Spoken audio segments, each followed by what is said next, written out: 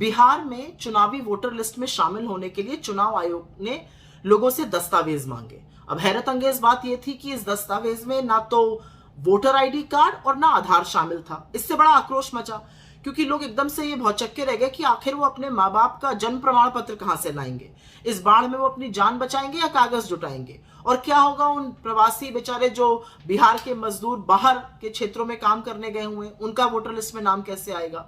तो आज चुनाव आयोग ने अखबार में एक विज्ञापन दिया और उस विज्ञापन में कहा कि आप बिना दस्तावेज के भी अपना नाम दे सकते हैं, फॉर्म भर के बीएलओ को दे दीजिए और उसके बाद इलेक्टोरल रजिस्ट्रेशन ऑफिसर मतलब ईआरओ के विवेक पर छोड़ दिया गया, वो तय करेगा कि आपका नाम वोटर लिस्ट में आएगा कि नहीं आएगा। इसके लिए जो ईआरओ है वो मौके पर जाएंगे, जहां पर लोगों ने दस्तावेज नहीं दिए हैं वो आसपास के लोगों से बात करेंगे, वो बाकी किन्हीं दस्तावेजों को देखकर ये निर्धारित करेंगे कि आप 18 साल से उम्र के ज्यादा के हैं कि नहीं, आप वहां पर कब से निवास कर रहे हैं, इत्यादि इत्यादि। और उसके बाद अपनी मनमर्जी से वो ये डिसाइड करेंगे कि आपका नाम वोटर लिस्ट में लगाया जाएगा कि नहीं।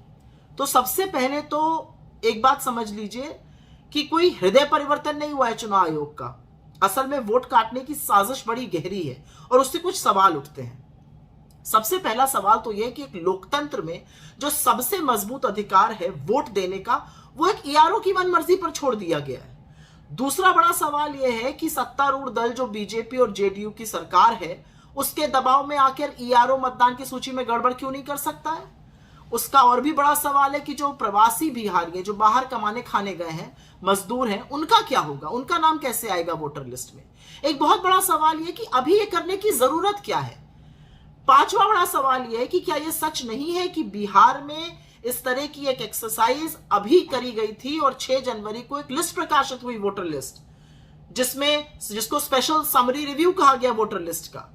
उसमें तमाम तरह की चीजें करी गई, उसमें घर घर जाकर सर्वेक्षण किया गया, उसमें भौतिक सत्यापन किया गया, उसमें जो आपत्तियां दर्ज करी थी उसकी भी सूची लगाई गई, क्या कार्रवाई हुई वो भी बताया गया। उसमें फाइनली एक मतदाता सूची रिलीज हुई जो राजनीतिक पार्टियों के साथ साझा हुई। तो अब ये फिर से ऐसा करने की क्या जरूरत आ पड़ी।